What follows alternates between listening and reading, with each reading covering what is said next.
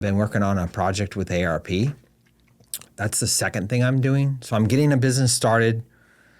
I know a lot of younger guys that I could bring them in, get them making good money, and set myself free in 15 years.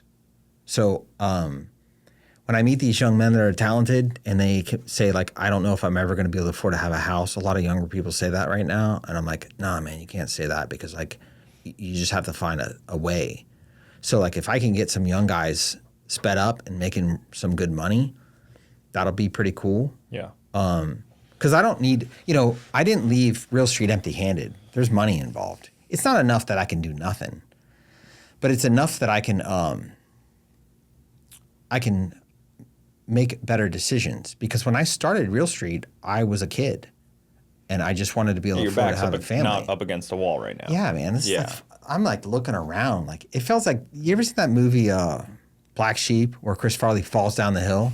Bro, that feels like the last 25 years of my life. And I just got up and I'm hurt, but I'm looking around, I'm laughing, and I'm like, what do I want to do? Yeah. I'm just taking it easy.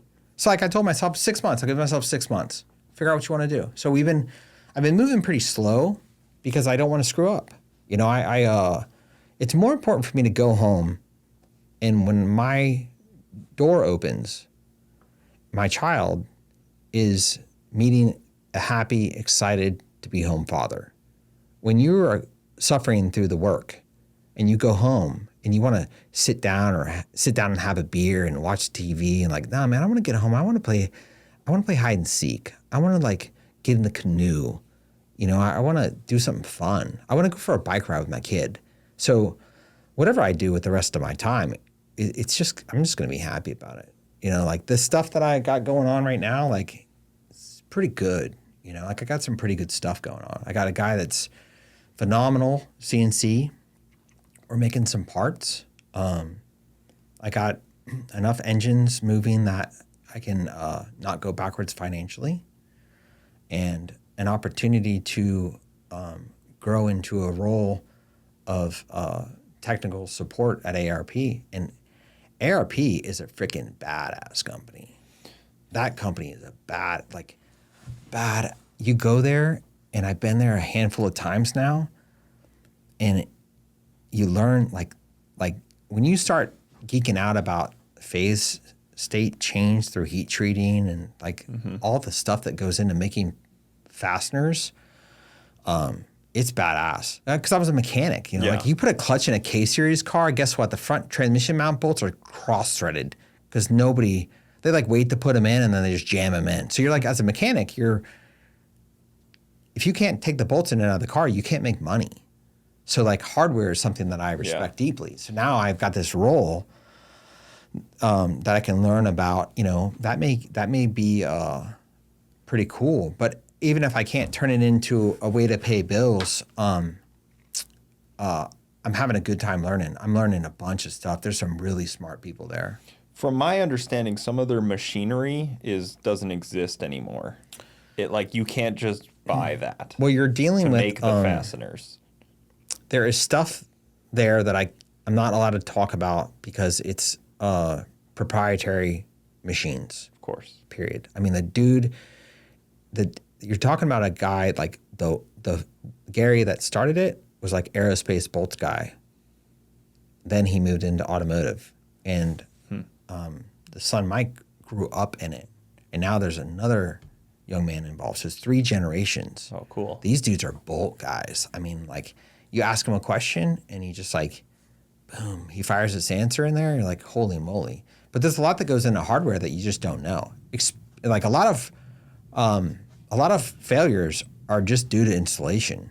A lot of engine failures. Like, who knows how to put a head on right? Man, whenever I was building a lot of JZ engines, I put the head on one way, and I have good gasket retention, because it takes an extra hour to do it. But how much time do you lose when you blow a head gasket? Yeah. But it was hard. It was the dance of the hardware. I've talked to Brett a little bit about how he puts his head on his car, and they heat up the head gasket and do, like, a whole procedure, and, like, even knowing how to do that and doing that right, and with the lubricant on the heads on the head studs and everything like that. There's quite a lot to it. I mean, there's people that take a whole afternoon to bolt a head on. They'll turn the head on at not 5 foot-pounds at a time, but 20 foot-pounds at a time, and they're allowing the relationship between the protrusion and the receiver to kind of acclimate. Yeah, interesting. Yeah, I think about that's why if you kick a head gasket on a Coyote at the track, that car's pretty much out. If your small block Chevy kicks a head gasket, a lot of those guys can, I talked to James Tall, and he's like, oh, I could put a head gasket on this car in 30 minutes. Yeah. But then you talk to somebody with a Coyote, and it's like, this is a one-day event. Oh, yeah. If you have most overhead cam engines don't loan themselves to being serviceable at the track. Yeah. If you have a Pro Mod, you're working on it. You're putting mains in it between rounds, and it's no big deal. Mm-hmm. It's just you're just putting mains in it. That's that life. Well, the smaller engines, they're under more stress. So when they break differently. Yeah, I watched the Top Fuel guys putting sleeves in it. Yeah. they were banging out the sleeves and tossing them in the trash. Yeah. Just a dozen sleeves. If a guy that was worried about whether or not his ring gap was 2,000ths big knew the tolerances in an engine like that, he would think he would lose his mind to know how big the tolerances are, because they have to be so loose because the thing has no familiarization period. It just needs to work for 1,320 feet and then get it again. Yeah, not even 1,000 feet on those deals. Oh yeah, they because of the speed. Yeah, they only run 1,000 feet, so they just start up, do a little burnout, and then 1,000 feet.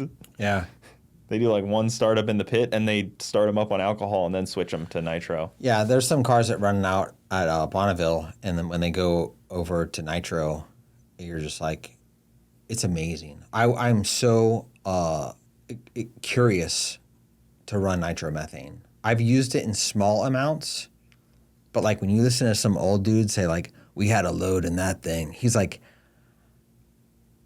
you listen to the tone, you're how much nitro was it? And he's there's a lot of nitro.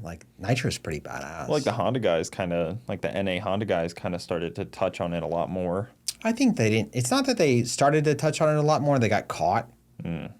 Interesting. They if you go to a race imports versus domestics, you have a fuel check. Yeah. And fuel checks are not always simple, and then they don't really. Once you catch someone being disrespectful about the rules, you have to have more stringent fuel checks. I believe they do an oil check as well. Yeah. So that means because it doesn't go right out of the oil. Yeah. But I think that if we got our act together, there'd probably be more fuel testing, because the guys that know how to work around fuel are going to work around fuel, and the guys that don't are going to lose races. Because it's the easiest thing to do is add fuel. Yeah, but it takes a lot to spark that in a small engine from what I've seen. Well, you have to respect the pressure ratios too. There's a reason why a turbocharged engine is a lot different, because it has some level of exhaust pressure no matter what. Mm-hmm. A supercharged engine, you can get the heat out of the engine very quickly. So I think that turbocharging with nitro is a bit different. That's why, but in small doses, we kind of get a preview of how good it could be. We just haven't gotten brave enough to do it. 5% nitro is pretty cool. You can tell it runs better. Yeah. You can audibly hear when engines change over. Oh yeah, but those are big amounts of nitrous. There's a car out at 95%. There's a car that goes to El Mirage in Bonneville, and it's the 911 Roadster.